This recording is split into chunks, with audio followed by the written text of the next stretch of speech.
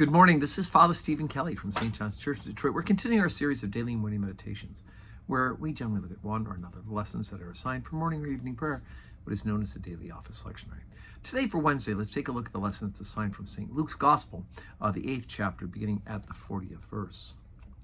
And it came to pass that when Jesus was returned, the people gladly received him, for they were all waiting for him. And behold, there came a man named Jairus, and he was the ruler of the synagogue, and he fell down at Jesus' feet and besought him that he would come into his house. For he had one only daughter, about 12 years of age, and she lay a-dying. But as he went, the people thronged him. And a woman, having an issue of blood 12 years, which had spent all her living upon physicians, neither could be healed of any, came behind him, and touched the border of his garment. And immediately her issue of blood stench. And Jesus said, Who touched me? When all denied, Peter and they that were with him said, Master, the multitude throng thee and press thee, and sayest thou, Who touched me? And Jesus said, Somebody hath touched me, for I perceive that virtue is gone out of me. And when the woman saw that she was not hid, she came trembling, and falling down before him, she declared unto him before all the people for what cause she had touched him, and how she was healed immediately.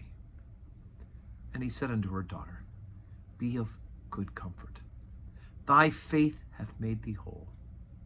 Go in peace. While he yet spake, there came one from the ruler of the synagogue's house, saying to him, Thy daughter is dead. Trouble not the master. But when Jesus heard it, he answered him, saying, Fear not, believe only, and she shall be made whole.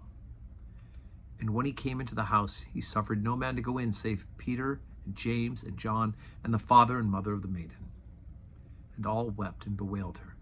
But he said, Weep not, she is not dead, but sleepeth. And they laughed him to scorn, knowing that she was dead. And he put them all out, and took her by the hand, and called, saying, Maid, arise. And her spirit came again, and she arose straightway, and he commanded to give her meat. And her parents were astonished, but he charged them that they should tell no man what was done.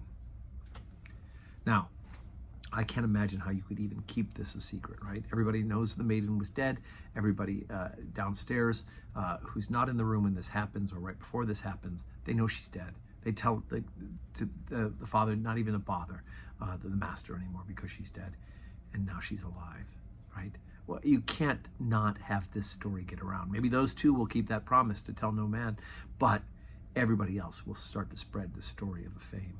But in the middle of that healing story is the story of the healing of the woman who had an issue of blood. And there's lots of stuff to add on to this.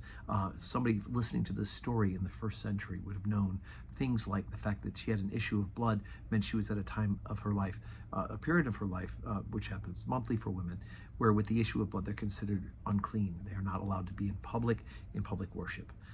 For this woman to have had this for years means that she's not only had physical health problems, and she, as we heard, she spent all her money on the physicians. They couldn't heal her, but she is considered unclean by the community. She's not allowed to attend public worship and do things in public. This is part of the reason why she sneaks up on Jesus just to touch the hem of his garment, fearful, to not even say why she did it, fearful that she would make him unclean according to the Jewish ritual purity standards. And yet that shame of being unclean, she's able to overcome by her faith in reaching out and touching the hem of Jesus's garment, and through that receives the miracle of healing.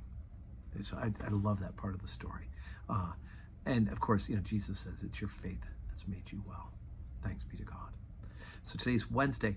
There's no Holy Communion today or evening prayer today. So the schedule's been changed around. We've got a conflict. But of course, we'll be praying at home. I hope you're praying. I'll be praying. Let us pray for one another. And may you have a wonderful Wednesday full of blessings.